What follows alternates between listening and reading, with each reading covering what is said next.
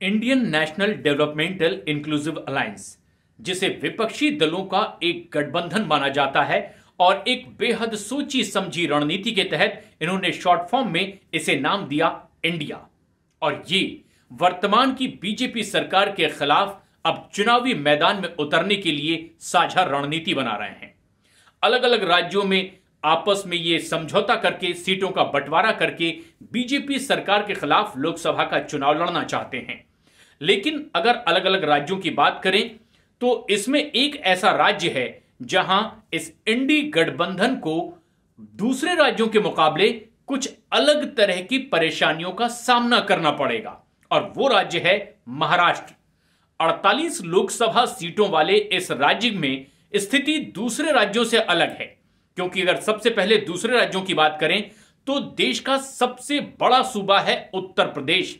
80 लोकसभा सीटों वाला यह राज्य, जहां पर समाजवादी पार्टी एक बड़ी क्षेत्रीय पार्टी के तौर पर अपना दमखम रखती है, और इसीलिए कांग्रेस के साथ उनका गठबंधन हुआ और इसके तहत 17 सीटें कांग्रेस को उत्तर प्रदेश में मिली लोकसभा का चुनाव लड़ने के लिए। ऐसे में अखिलेश यादव राहुल गांधी के साथ एक बार फिर 2017 की तरह चुनावी मैदान में उतरते दिखाई देंगे। हालांकि दोनों ही पार्टियों का अपना अपना वोट बैंक इस पूरे प्रदेश में है। कुछ और राज्यों में भी इसी तरह से कांग्रेस के साथ दूसरे राजनीतिक दलों का गठबंधन हो रहा है। लेकिन जो सबसे अहम बात है वो ये कि देश में दूसरे नंबर का सबसे बड़ा राज्य लोकसभा सीटों के आधार पर है महाराष्ट्र, जिसमें कि 48 लोकसभा की सीटें आती है। लेकिन दूसरे राज्यों से अलग इस राज्य में विपक्ष का समीकरण कुछ अजीब सा दिखाई दे रहा है, और उसकी सबसे बड़ी वजह यह है कि यहां पर सिर्फ 2 पार्टियों का ही गठबंधन विपक्षी दलों को नहीं करना है, बल्कि यहां 2 से ज्यादा पार्टी हैं। लेकिन यह सियासत का दिलचस्प समीकरण यहीं पर आकर विराम नहीं लेता। उससे पहले ही कई ऐसे सियासी घटनाक्रम लगातार आगे बढ़े जिससे कि इस इंडी गठबंधन के लिए एक नई परेशानी महाराष्ट्र में दिखाई देती है, और वो ये कि एकजुट होकर लड़ने से पहले ही इस इंडी गठबंधन के घटक दल टुकड़े टुकड़े हुए थे और अलग अलग चले गए। बड़ी तादाद में एनसीपी और शिवसेना टूट करके बीजेपी के साथ आई, और इसके अलावा कांग्रेस के भी कद्दावर नेता टूट करके अब सत्ता पक्ष के साथ जा चुके हैं।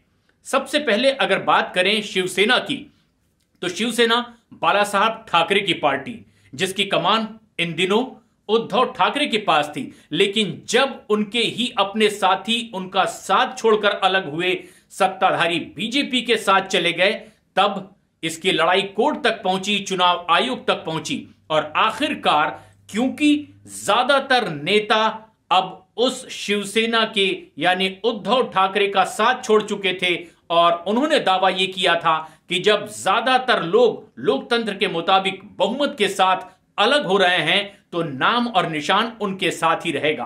लंबी लड़ाई चली और आखिरकार इसी पर वैधानिक रूप से मुहर भी लगी। तो अब आखिरकार फैसला यह हुआ कि दरअसल जो असली शिवसेना का नाम और निशान है वो अब बीजेपी के साथ है, और उद्धव ठाकरे अकेले हैं, उनकी नई पार्टी है और नाम उद्धव बाला साहब ठाकरे शिवसेना।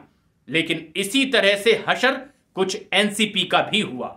एनसीपी राष्ट्रवादी कांग्रेस पार्टी, शरद पवार की पार्टी, लेकिन उसमें भी ज्यादातर बड़े दिग्गज नेता, यहां तक कि उनके खुद के भतीजे अजीत पवार भी सत्ताधारी बीजेपी के साथ चले गए। ऐसे में उनके साथ भी वही हुआ जो शिवसेना के साथ हुआ था, यानी पार्टी का असली नाम और निशान अब अजीत पवार के साथ है, बड़े नेता भी उनके साथ हैं। और अब शरद पवार की नई एनसीपी यानी शरद चंद्र पवार की एनसीपी, जिन्हें अब एक नया निशान मिला चुनाव आयोग की तरफ से, और वो है तुतारी बजाता आदमी यानी दुंदुभी बजाता हुआ एक शख्स। और ठीक इसी तरह से उद्धव ठाकरे के भी हाथ से शिवसेना चली गई। उन्होंने नया गठबंधन अपना जो कांग्रेस एनसीपी के साथ बनाया, उनके साथी घटक दलों में भी टूट देखी गई, लेकिन उन्हें इससे पहले अपनी पार्टी का नया नाम और निशान बनाना पड़ा। और ऐसे में उद्धव ठाकरे की पार्टी का नया निशान बना मशाल। लेकिन अब जबकि लोकसभा का चुनाव एक नए समीकरण के साथ लड़ा जाएगा, इन राजनीतिक दलों की मुश्किल यह है कि जब ये जनता के बीच जाएंगे तो अपने नए नाम और निशान के साथ जाएंगे, क्योंकि जो इनके पुराने नेता थे उद्धव ठाकरे, उनके पास उनकी शिवसेना, जो असली शिवसेना तीर कमान वाली थी, वो नहीं रही। और ठीक उसी तरह से शरद पवार, जिनकी पार्टी का यानी कि एनसीपी का चुनाव चिन्ह था घड़ी, वो घड़ी उनके पास नहीं रही। जो साथ उनका छोड़कर चले गए उन नेताओं का दावा यह है कि अब वक्त और घड़ी दोनों अजीत पवार के साथ है, जो कि इस वक्त बीजेपी के साथ है। और इसीलिए इंडी गठबंधन की जो दूसरे अलायंस हैं, अलग अलग राज्यों में गठबंधन कर रहे हैं, उससे कुछ जुदा तस्वीर महाराष्ट्र में दिखाई देगी, क्योंकि अब जनता के बीच जाते हुए इन इंडी गठबंधन के घटक दलों को अपने नए नाम और निशान को स्थापित करने की भी एक नई लड़ाई होगी, इससे पहले कि वो अपने नेता के पक्ष में वोट मांगे और विपक्ष के गठबंधन को मजबूत करें। और इसीलिए माना जा रहा है कि देश का दूसरा सबसे बड़ा सूबा लोकसभा चुनाव की सीट के आधार पर यहां पर विपक्ष के लिए पेंच कुछ ज्यादा मुश्किलों भरा है। लेकिन देखना यह है कि चुनाव जैसे जैसे आगे बढ़ेगा, किस तरह से विपक्षी दल इसे एक साथ मिलाकर के अपने पक्ष में लाने की कोशिश करते हैं। और सत्ता पक्ष का तो दावा महाराष्ट्र में यह है कि ज्यादातर विपक्ष के नेता अब टूटकर उनके साथ हैं, इसीलिए चुनाव में उनकी जीत हो सकती है। लेकिन फैसला जनता को करना है।